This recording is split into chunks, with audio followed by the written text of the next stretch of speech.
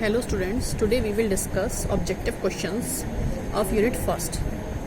ठीक है, तो जिस तरह के क्वेश्चन आने वाले आपके एग्जाम में ऑब्जेक्टिव उनको हम डिस्कस करेंगे.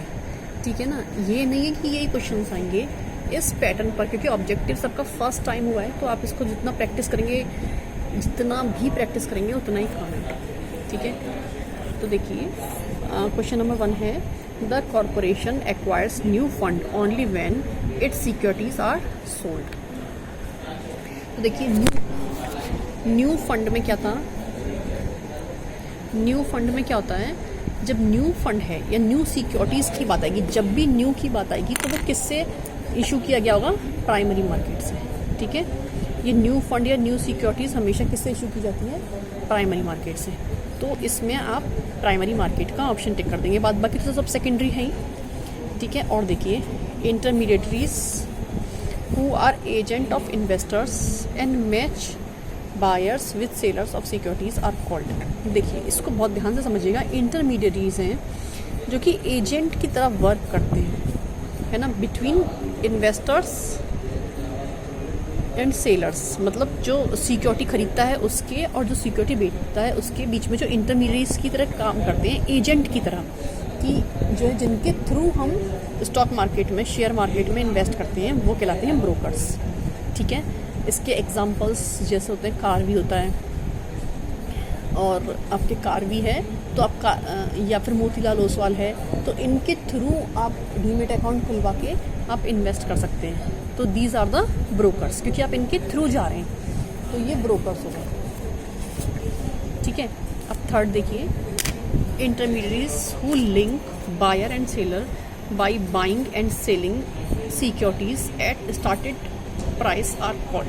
देखिए अब इसको समझिएगा, वो इंटरमीडिएटरीज जो लिंक हैं, who links buyer and seller, link तो ये भी कर रहे हैं by buying and selling security at starting price, मतलब इन्होंने क्या किया, स्टार्टिंग में कुछ खरीद लिया सिक्योरिटी, तो they are working as dealer, है ना.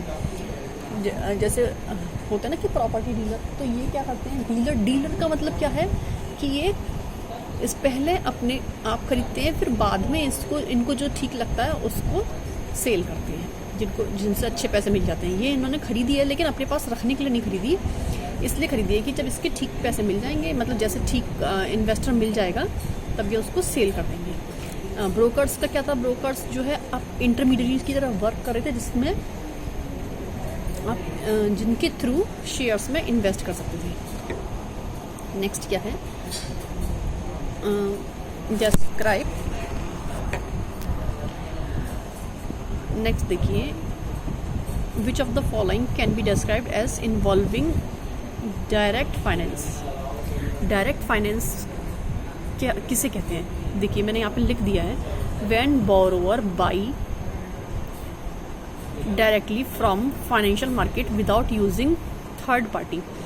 जब थर्ड पार्टी जो है उसको बीच में नहीं लेना है, तब बाई करना है, तो वो क्या हो जाएगा, डायरेक्ट फाइनेंस. ठीक है ना, जब बोरोवर को क्या करना है, थर्ड पार्टी के संग बीच में कोई इन्वॉल्व नहीं होना है, तो थर्ड पार्टी के संग कोई इन्वॉल्वमेंट नहीं है, वहाँ पे क्या होगा, विदाउट थर्ड पार्टी इन्वॉल्वमेंट, उसको बोलेंगे डायरेक्ट फाइनेंसिंग.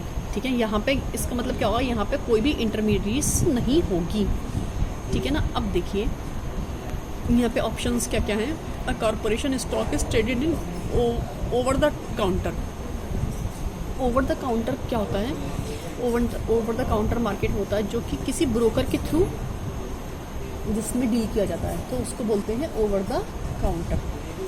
ठीक है ना. नेक्स्ट क्या है, the corporation by commercial paper issued by another corporation. एक कॉर्पोरेशन ने दूसरे कॉर्पोरेशन से खरीदा, तो थर्ड पार्टी का इन्वॉल्वमेंट तो नहीं है ना, डायरेक्ट है. नेक्स्ट देखिए, सी समझिए, a pension fund manager buy commercial paper from the issuing corporation. एक पेंशन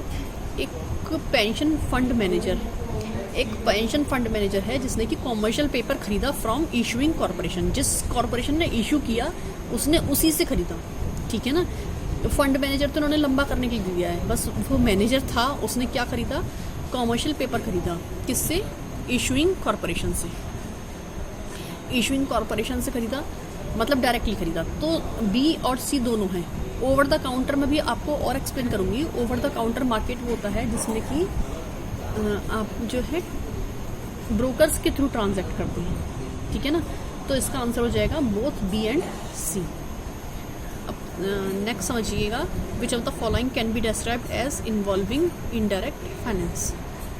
इनडायरेक्ट फाइनेंस को किससे डिस्क्राइब करते हैं भाई? डायरेक्ट फाइनेंस कौन सी थी जिसमें कि इंटरमीडिएट्स नहीं लग रहे थे। इनडायरेक्ट फाइनेंस कौन सी होगी जिसमें कि, तो देखिए कौन से हो सकते हैं।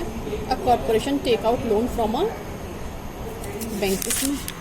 इसमें कुछ गलत दे रखा है आंसर, लेकिन आपको यहाँ देखना है। एक corporation takes out loan from bank. एक कॉर्पोरेशन जो है बैंक से लोन लेता है, या फिर people buy shares in a mutual fund. People जो है किससे बाई करता है? म्यूचुअल फंड से बाई करता है। म्यूचुअल फंड क्या होता है? म्यूचुअल फंड एक कंपनी होती है जो हमें स्टॉक मार्केट में जिसके थ्रू हम स्टॉक मार्केट में इन्वेस्ट करते हैं। मतलब हमने इन्वेस्ट किस में किया? स्टॉक मार्केट में, लेकिन किस कंपनी के थ्रू किया है ना, तो इनडायरेक्ट हो गया। और ये क्या है? एक corporation take out loan from a bank. तो वो कॉर्पोरेशन जो बैंक से लोन लेता है, इसमें क्या है? कोई इंटरमीडिएट्स है भाई। लोन आपने किससे लिया है? बैंक से, ठीक है। किसने लिया है? कॉर्पोरेशन ने। तो ये तो डायरेक्ट हो गया, ये इनडायरेक्ट हो गया। अब सी देखिए, एक corporation by commercial paper in a secondary market. एक कॉर्पोरेशन है जिसने कि क्या परचेज किया है? कॉमर्शियल पेपर परचेज किया है। कॉमर्शियल पेपर किसके थ्रू किया है? सेकेंडरी मार्केट में किया है। तो सेकेंडरी मार्केट जो होता है वो ब्रोकर के थ्रू डील होता है ना। तो ये भी हमारा क्या हो गया? इनडायरेक्ट हो गया। अब इसमें हमने पूछा था इनडायरेक्ट फाइनेंसिंग पूछा था, तो उसमें हमारे दो हो रहे हैं, बी और सी। इसमें शायद आंसर में ये वाला भी बता रखा है, तो आप इसको आंसर को ना देख के कंसेप्ट को समझिए बस, ठीक है ना। तो डायरेक्ट फाइनेंसिंग का मतलब है जब इंटरमीडिएरी इन्वॉल्व हो रहे हैं, और इनडायरेक्ट फाइनेंस का मतलब है कि जब डायरेक्ट फाइनेंस का मतलब है कि जब इंटरमीडिएरीज इन्वॉल्व नहीं हो रहे हैं, और इनडायरेक्ट फाइनेंस का मतलब है कि जब इंटरमीडिएरीज इन्वॉल्व हो रहे हैं, ठीक है। बस इस बात को ध्यान रखिए, कॉन्सेप्ट समझिए। म्यूचुअल फंड में इन्वॉल्व होंगी और जो है स्टॉक मार्केट में इन्वॉल्व होंगी। अब देखिए नेक्स्ट, देखिए every financial market has the following characteristics. Financial market का कैरेक्टरिस्टिक क्या होता है? फाइनेंशियल मार्केट का कैरेक्टरिस्टिक भी होता है कि भाई market is a place where buyer and seller come together, ठीक है। मार्केट वो प्लेस है जहाँ पे बायर और सेलर दोनों साथ साथ वर्क करते हैं। अब कम टुगेदर तो कैसे टुगेदर? यहाँ पे हम बात कर रहे हैं किसकी? फाइनेंशियल मार्केट की। तो यहाँ पे फंड की बात करेंगे कि फंड का लेने वाला या फंड का देने वाला इकट्ठे हो, वो फाइनेंशियल मार्केट है। तो देखिए ऑप्शन देखिए, it determine the level of interest rate, it allow common stock to be traded, it allow loan to be made, it channels fund from lender saver to borrower और spender. तो उसमें सबसे ज़्यादा जो मतलब सबसे ज़्यादा बेसिक कंडीशन है वो डी है। वैसे तो थोड़े थोड़े और भी सही हो जाएंगे, लेकिन जब हमने ये ऑल या फिर ये ए और बी इस तरह के ऑप्शंस नहीं, तो हमें देखना पड़ता है कि विच इज़ मोर अप्रोप्रिएट, ठीक है ना। तो सबसे ज़्यादा अप्रोप्रिएट जो है वो इसमें इस टाइम पे डी लग रहा है। नेक्स्ट देखिए, financial market has the basic function of. Financial markets जो हैं उसका बेसिक फंक्शन क्या है? फाइनेंशियल मार्केट का बेसिक फंक्शन क्या है? वही चीज़ है, वही मार्केट है फाइनेंशियल मार्केट। अब देखिए, brings together people who want to lend and people who want to borrow fund, ठीक है ना। इसको एक साथ लाना।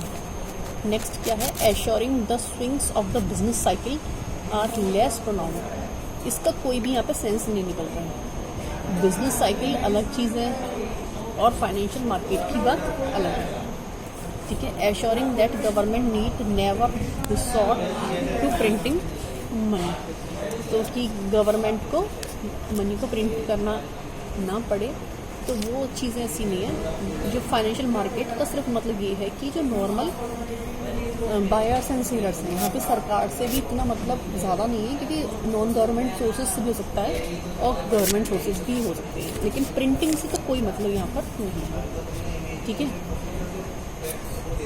नेक्स्ट देखिए, which of the following can be described as involving direct finance. अब वो फिर से डायरेक्ट इनडायरेक्ट बार बार पूछ रहे हैं। Involving direct finance, direct finance को देखिएगा, ऐसा लगेगा कि वही वाला क्वेश्चन रिपीट हो गया, लेकिन इसमें कुछ कंसेप्ट जरूर नया होगा जब भी इन्होंने पूछा है। हो सकता है क्वेश्चन ये गलत भी हो, क्योंकि ये एक तरीके से मॉडल पेपर्स टाइप के हैं। मॉडल पेपर्स मतलब इसमें भी इस तरह के क्वेश्चन होने हैं, ये आइडेंटिकल नहीं होते हैं क्वेश्चन, इसमें भी गलत हो सकते हैं, होंगे तो फिर जैसे भी निगाह पड़ेगी तो बता देंगे। इन्वॉल्विंग डायरेक्ट फाइनेंस, तो डायरेक्ट फाइनेंस का मतलब क्या है, जिसमें कि क्या ना हो, इंटरमीडियरी इन्वॉल्व ना हो। A corporation stock is traded in an over the counter market. Stock जो है ओवर द काउंटर मार्केट पे ट्रेड होता है, तब ओवर द काउंटर तो मैंने पहले ही बताया था आपको, इनडायरेक्ट है। People buy shares in a mutual fund, people जो है शेयर्स बाई कर रहे हैं किसमें, म्यूचुअल फंड्स। ठीक है, नेक्स्ट क्या है, a pension fund manager buy commercial paper in the secondary market. Fund manager जो है वो क्या बाई करता है, commercial paper in the secondary market. Secondary market क्या है, वो भी इनडायरेक्ट फाइनेंस वाला है। ठीक है, नेक्स्ट क्या है, an insurance accompany by shares of common stocks in the over the counter market. Over the counter market में क्या करता है, बाई करता है। तो ओवर द काउंटर मार्केट तो वैसे भी इनडायरेक्ट, मैंने बताई था आपको, ओवर द काउंटर मार्केट जो होता है वो इनडायरेक्ट मार्केट है। अब यहाँ पे कोई भी चीज़ नहीं ठीक बैठ रही है डायरेक्ट के लिए, तो यहाँ पे none of the above option हो जाएगा। ठीक है, नेक्स्ट देखिए, which of the following are short term financial instruments. देखिए, शॉर्ट टर्म फाइनेंशियल इंस्ट्रूमेंट्स क्या हो सकते हैं, मनी मार्केट के इंस्ट्रूमेंट्स हो सकते हैं। अब सारे ध्यान में रखिएगा, कभी भी आपसे शॉर्ट टर्म अलग पूछा जा सकता है, लॉन्ग टर्म अलग पूछा जा सकता है। ठीक है ना, तो मनी मार्केट के इंस्ट्रूमेंट्स जो है वो शॉर्ट टर्म है, दिमाग में बिल्कुल पूरी तरह से बिठा के रख दिएगा। अब इसमें एक नया ऑप्शन दे रखा है इसमें, अब बैंकर्स एक्सेप्टेंस, जिसको शायद आपने पढ़ा हो, नहीं पढ़ा हो तो आप रिवाइज कर लीजिए, एक बार मैं समझा रही हूँ। It is a short term instrument, bankers acceptance. Banker acceptance जो है वो क्या है, शॉर्ट टर्म इंस्ट्रूमेंट है। Short term for international trade, किसके लिए, इंटरनेशनल ट्रेड के लिए शॉर्ट टर्म है, इन फॉर्म ऑफ ड्राफ्ट और लेटर ऑफ क्रेडिट। अगर कोई भी पर्सन, इंडिविजुअल या फर्म इंटरनेशनल ट्रेड के लिए कुछ टाइम के लिए पैसा लेना चाहे तो वो ए बैंकर्स एक्सेप्टेंस, बैंकर से एक्सेप्टेंस ले सकती है, जो कि किस फॉर्म में होगा, या तो ड्राफ्ट के फॉर्म में या फिर लेटर ऑफ क्रेडिट के फॉर्म में। तो ड्राफ्ट या लेटर ऑफ क्रेडिट जो है हमारा शॉर्ट टर्म एक्सेप्टेंस है, शॉर्ट टर्म फाइनेंसिंग इंस्ट्रूमेंट्स है। तो जो दिमाग में ये बिठा लीजिएगा, शॉर्ट टर्म इंस्ट्रूमेंट्स कौन से हो गए, शॉर्ट टर्म इंस्ट्रूमेंट्स कौन से हो गए, और डायरेक्ट कौन से हो गए, इनडायरेक्ट कौन से हो गए, कैपिटल मार्केट के कौन से हो गए, मनी मार्केट के कौन से हो गए। ठीक है, स्टैंड कर लेते हैं। नेक्स्ट क्या है देखिए, which of the following are primary markets. Primary market, primary market में क्या होता है, देखिए प्राइमरी मार्केट जो होता है जहाँ तक फर्स्ट टाइम सिक्योरिटीज़ इशू की जाती हैं, तो ये प्राइमरी मार्केट कोई जब फर्स्ट टाइम इशू की जाती है तो ये कोई स्टॉक एक्सचेंजेस इसमें नहीं आएंगे। इस बात का ध्यान रखिएगा, जो भी स्टॉक एक्सचेंजेस होते हैं वो सेकेंडरी मार्केट होते हैं, प्राइमरी मार्केट नहीं होते। तो न्यूयॉर्क स्टॉक एक्सचेंज जो है वो भी सेकेंडरी मार्केट का, यूएस गवर्नमेंट बॉन्ड्स जो है वो भी सेकेंडरी मार्केट का है, over the counter stock market ये सेकेंडरी मार्केट की है। ठीक है, ओवर द काउंटर मार्केट का तो मैं आपको बताऊंगी आगे, तो इसमें नॉन ऑफ द अबव आ जाएगा। ठीक है, नेक्स्ट जो है वो नेक्स्ट वीडियो में कंटिन्यू करेंगे। ठीक है, okay, have a good day.